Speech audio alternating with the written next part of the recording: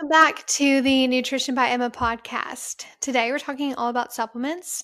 And let's be honest, it can get pretty confusing. You walk in any nutrition store or supplement store and you'll see the shelves packed with powders, pills, gummies, and lots of really strong claims.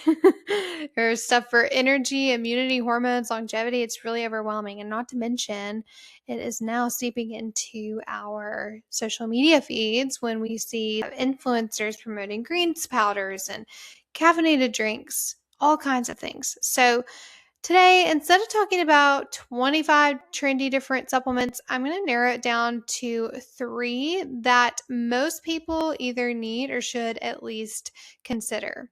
Today, we're going to talk about magnesium, vitamin D, and creatine. These are very evidence-based, widely studied, and support foundational health, not just niche goals. So let's break it down. Starting with magnesium. Magnesium is involved in over 300 enzymatic reactions in the body. That alone should get your attention. The recommended daily allowance for women is about 320 milligrams per day, and for men is about 400 milligrams per day. And here's the thing, a large percentage of Americans do not meet that through food alone.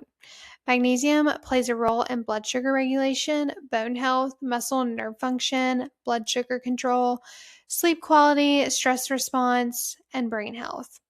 Most of us aren't getting enough magnesium in our diets, and it's key for everything from sleep to strong bones. It's a true multitasker in your supplement cabinet because it does so many different things and has so many benefits. Low magnesium intake has been associated with higher risk of hypertension, insulin resistance, migraines, and poor sleep. A few food sources of magnesium include pumpkin seeds, almonds, spinach, black beans, and dark chocolate. But soil depletion and highly processed diets make it harder to meet these needs consistently. So a lot of times for people, supplementing this really can bridge that gap. If you're supplementing, some of the common forms include magnesium glycinate, which is gentle and it's good for sleep. This is what I personally take at night before bed. There's magnesium citrate, which has more of a laxative effect. If you're somebody who's dealing with a little bit of constipation, a lot of times it's good to have this on board. Magnesium threonate, which is marketed for cognitive support, but there's still emerging research about this form. I always recommend that you start lower and increase gradually when supplementing to avoid any GI upset. Next up is vitamin D. Vitamin D is technically a hormone precursor, not just a vitamin. So your body makes it when sunlight hits your skin, but many of us aren't getting enough sun exposure year-round, maybe in the summer, but especially in those colder months, a lot of us need to be supplementing. Food sources are limited, so you can get vitamin D through salmon, through fortified milk or plant milks, mushrooms that have been exposed to UV light, and egg yolks. Vitamin D is more than just a sunshine vitamin. It is essential for calcium absorption, immune support, and even muscle function. So low vitamin D levels have also been linked to increased fracture risk, weakened immune response, mood changes, muscle weakness.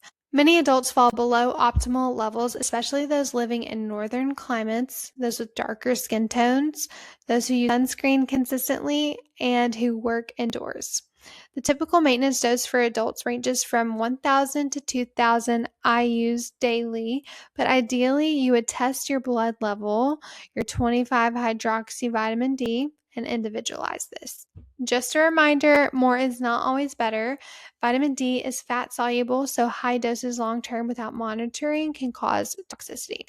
Next, let's talk about creatine. So if you are an active individual or an athlete, you've probably heard about creatine because it is so popular right now in sports nutrition. Creatine has long been associated with bodybuilders, but that's actually an outdated perception. It is naturally found in red meat and fish. Your body also produces small amounts on its own. It helps regulate ATP, which is your cell's energy currency, and it improves strength, power, and muscle mass. But more recent research has also shown benefits for brain function, neuromuscular health, recovery, and potential heart support. Creatine is not just for athletes anymore. Again, research shows that it can support brain health and heart health, and it has become a very versatile supplement. There's also growing research suggesting cognitive support and sleep deprivation, potential neuroprotective effects, and support for aging adults to maintain muscle mass. The standard dose is simple. It's about 5 grams a day as a maintenance dose. There's no need to cycle it as we used to think. There's no need for complicated loading phases for most people. And it's one of the most studied supplements in sports nutrition with strong safety data in healthy individuals. One important note, hydration matters, and individuals with kidney disease should talk to their provider before using it. So here's the bottom line. Food first always. Supplements are meant to fill the gaps, not replace a balanced diet. But if you're looking for 3 evidence-based foundational supplements to consider, I would think about magnesium, vitamin D, and creatine. But as always, individual needs vary. I definitely recommend testing beforehand, looking at your medical history, medications, and your personal goals. And as a disclaimer, this is not intended to be medical advice. I always encourage you to discuss with your own provider before changing anything about your supplement routine.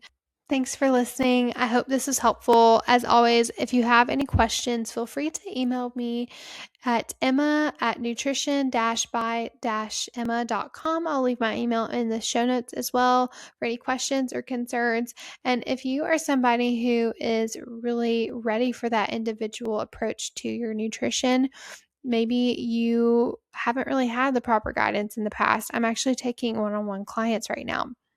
So I would love to hear from you. I would love to set up a call and just discuss and see kind of what your goals are and how I could help. Thanks for listening, and I will see you next time.